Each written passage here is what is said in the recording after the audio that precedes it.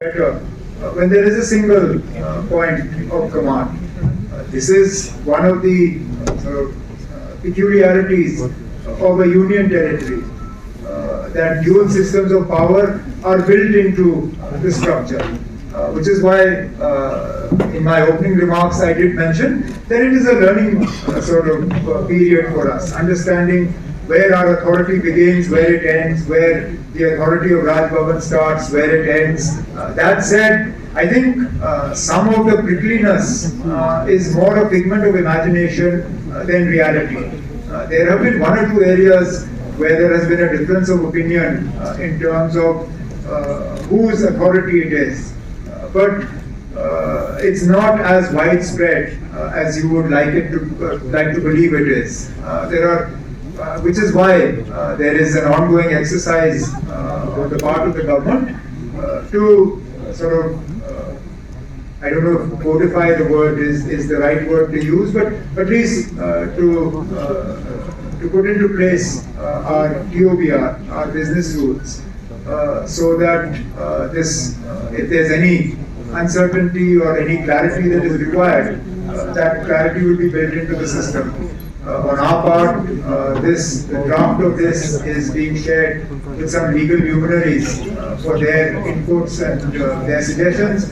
After it's framed up, then we'll send it in the correct scheme of things. It has to go to the Honorable Lieutenant Governor, and that's what we'll do. I understand that the holidays became a big story. Yes.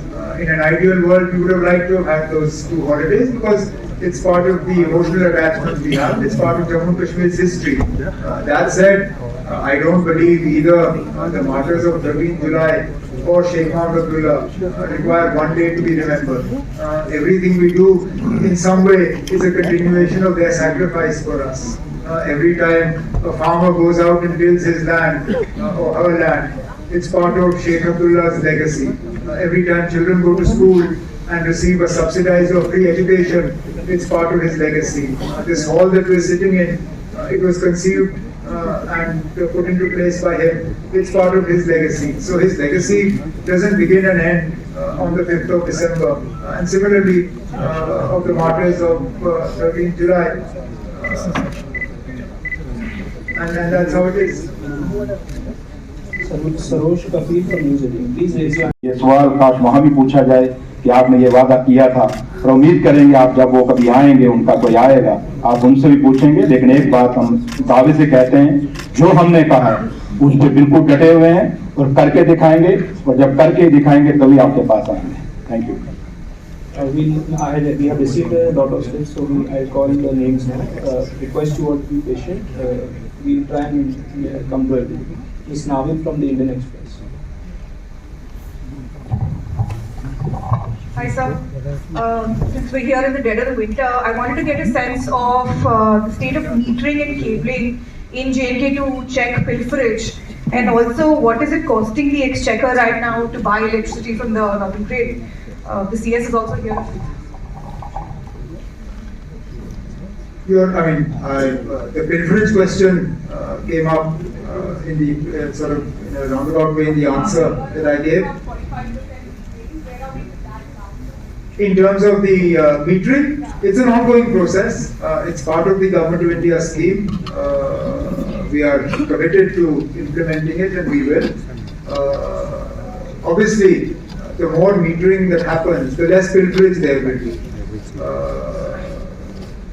That is actually the aim of this, and which is why both the J&K administration as well as the Power Ministry, Government of India are keen to see these reforms go forward and take them to their logical conclusion, which we will do. The second part of your question was how much is it costing us? What are we spending every day to buy electricity? 9,500 crores a year. 9,500 crores a year is how much we are spending to buy, and if you work on our AT&C losses of just over 50%, you can do the maths. That's what it's costing the exchequer.